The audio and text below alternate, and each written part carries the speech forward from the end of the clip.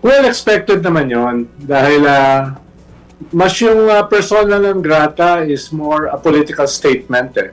Alam naman natin na hindi yan magpo-progress kaagad. Yeah. No, lalo na dun sa mga posible nilang retaliation sa ating mga diplomats sa China. Pero that remains a possible option. Dahil kung sobra naman yung pambubuli sa atin, that is a distinct option ng gobyerno. Pero usually, last resort yan eh. Last resort. No? So, tingin ko, yung mga nag-suggest ng persona ng grata, it's more symbolic. It's more a political statement. Diba? Rather than a real proposal. Pero tama, Ronald, kasi parang ganyan din naman yung, yung parang mensahe ng DFA na lumabas 2 days ago ba or kahapon na sinasabi nila na parang, sige, exhaust muna namin yung ibang pwede pa namin gawin before that last resort nga of personal. Yes. Pero, Joby, sa China, kung halimbawa, meron tayong mga diplomat sa Philippine Embassy sa Beijing. Pag yan ay nag-criticize sa Chinese leadership ng Communist Party of China, mabilis pa sa alas 4, kick out na yan sa bansa. Oh, yes. No? Yes. Hindi yan tatagal doon.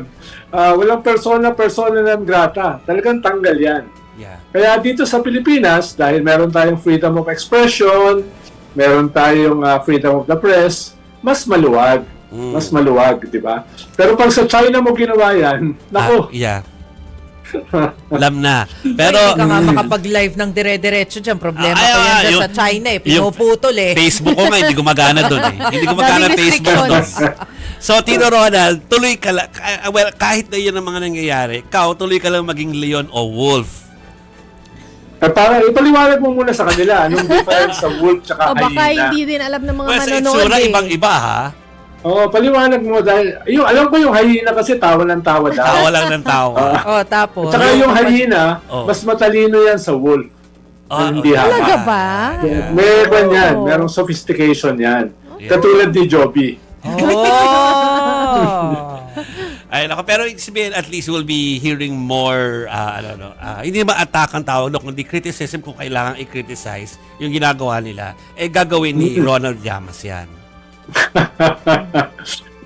Ito ang caricature eh. Oh. Di ba, galit na galit sila doon sa hinugot ni Tariela na caricature sa social Yes. media. Yes. Kung i-check nyo, daan-daan ang caricature ng China sa Philippine government. Hindi kakaunti marami.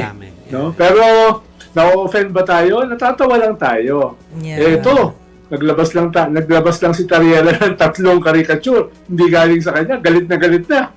No? So, wag naman masyadong pikon. No? Lalo na dito sa mga wolf at saka hyena.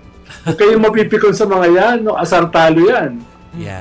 Well, I just wanna say, sorry, na sige, go ahead. yung mga caricature at saka yung mga cartoon editorial has been like with us for the longest time. Uy, tumingin ka ng periodiko, puro part of ganon. discourse para na ikapik ko ng mga tao yon para hindi naman yata okay.